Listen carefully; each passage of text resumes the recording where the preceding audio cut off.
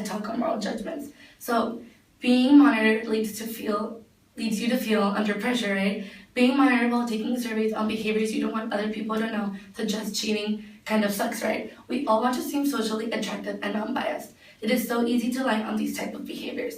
It is so tempting to write down whatever we want others to hear, especially when no one is watching, even though it is wrong.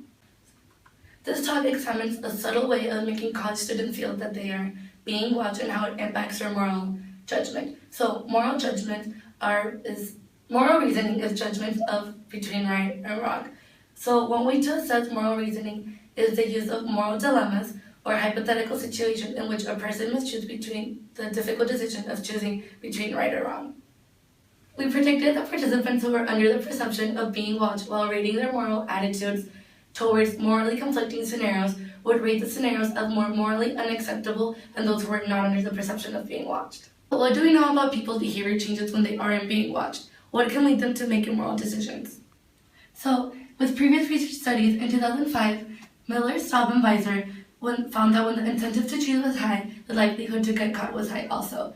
In 2007, Calabrese, Stevens, and Young found that students cheat more outside of classroom, for example, copying homework, doing teamwork, instead of plagiarizing. A lot of students confess to cheating overall.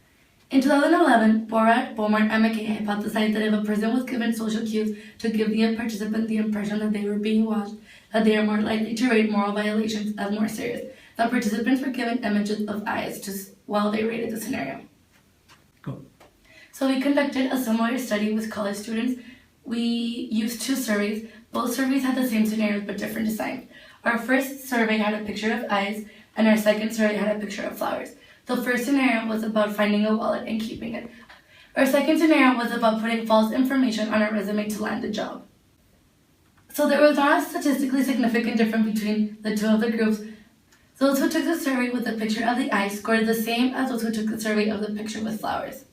Even though we thought that the picture of eyes would make people feel watched so that they would not have the incentive to make an immoral decision, the impact of the picture of the eyes did not have much of an impact on the flowers.